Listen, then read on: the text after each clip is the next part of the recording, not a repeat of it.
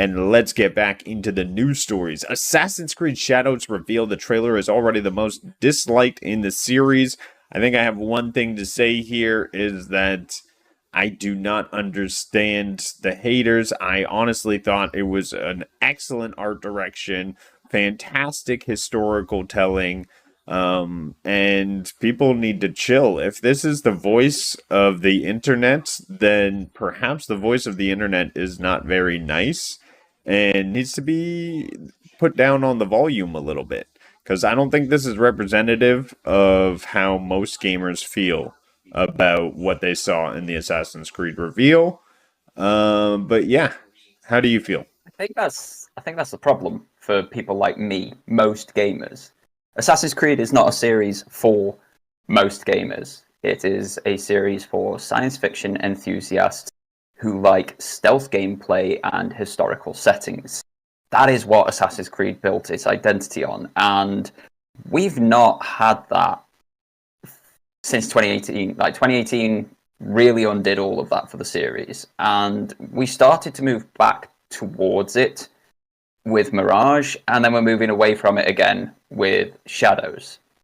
The big problem for long-time fans, existing fans of the series with Shadows is it's a CG trailer. We're in 2024. Give us gameplay immediately. There is no need for a CG trailer because it does nothing. None of us look at that and go, wow, that looks amazing. It's, oh, you can animate well. What about the game behind it?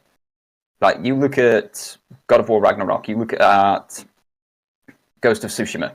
They used gameplay more than 80% of the time. It was only those very initial releases, years before they were coming out, those very initial trailers that were CG. And even then, they were still a better representation of what that final product would be. If you look at Valhalla's CG trailer from 2020, which was 6 months before it launched, they're nothing alike. None of that gameplay, none of the action that happens in that trailer happens in Assassin's Creed Valhalla.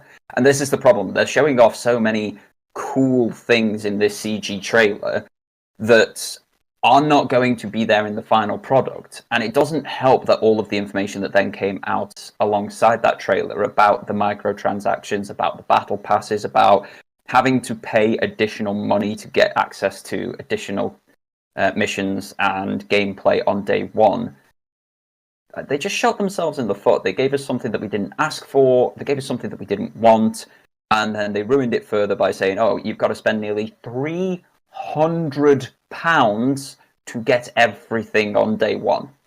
Or you're going to be spending that over the course of the next 5 years on this one game.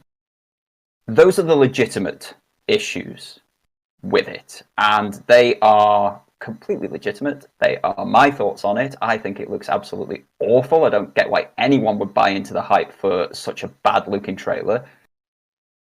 But a lot of it has come from blatant white supremacy, thinking they know better, that they're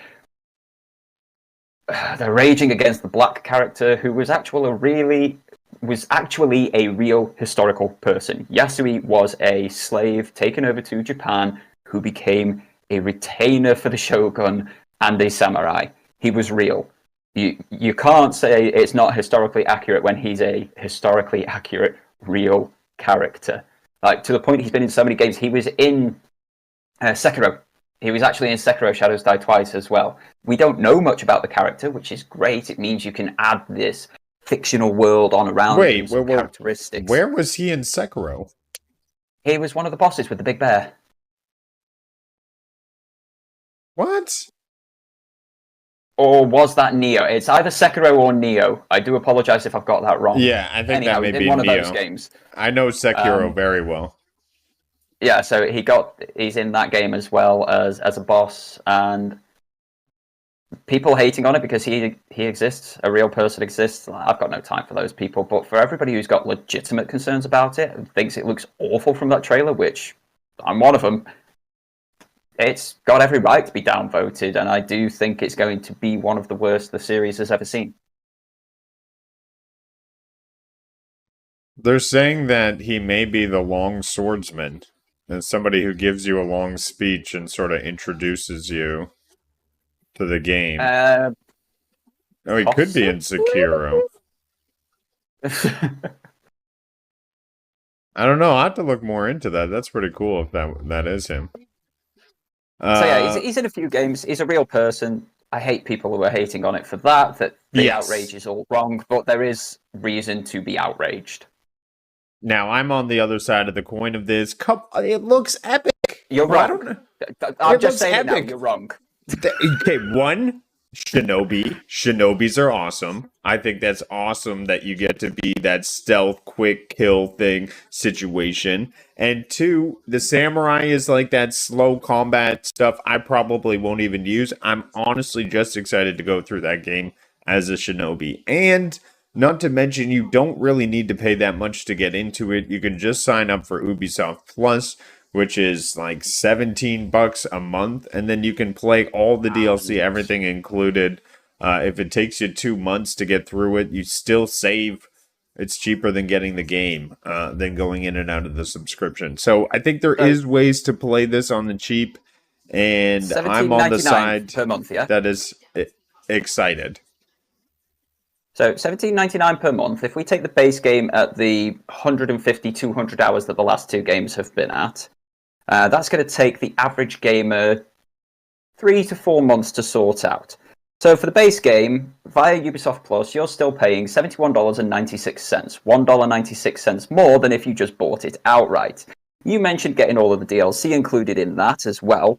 The DLC for Valhalla released over the course of 3 years. So if we go for $17.99 times 12 times 3, that's then costing you $650. I don't think there's a cheap way into this game. Yeah, I play games pretty quickly. It's all right for you, Mr. Self-Employed, can do what he wants. But other than that, yeah, I get it. It's the pinnacle of their pricing schemes and monetization. However, there is a base price. You don't need all the flashiness. And for Assassin's Creed enthusiasts, I think it's an interesting direction to take. Valhalla, despite the criticisms, is one of their best-selling games to date. And I think this will do just as well, if not better. It is one of the best-selling games, and that's the problem. Assassin's Creed isn't made for everybody. It's not made to be a best-selling game. It was made to be a very specific artistic direction, and this is where old-school fans like me butt heads with people like Sanchez in chat for thinking that Odyssey is absolutely amazing. For me, it's one of the worst games ever made. It's a terrible RPG, for one. Like, if you actually start to tear it apart and understand how it's made, it's god-awful. And it's an even worse Assassin's Creed game, but there's lots of people who like it, but that's the problem. It shouldn't be made for all those people who don't like Assassin's Creed being Assassin's Creed. It should be a completely different game made for a different subset of fans and people. And this is the issue I'm having with Shadows. It's being made for that different subset that are not Assassin's Creed fans. And what do I get then? Where do I stand? I've been abandoned by the franchise that I so loved for getting on for 7 years. People change. Franchises change. That's why there's From Software. That's why Watch Dogs died. It changed.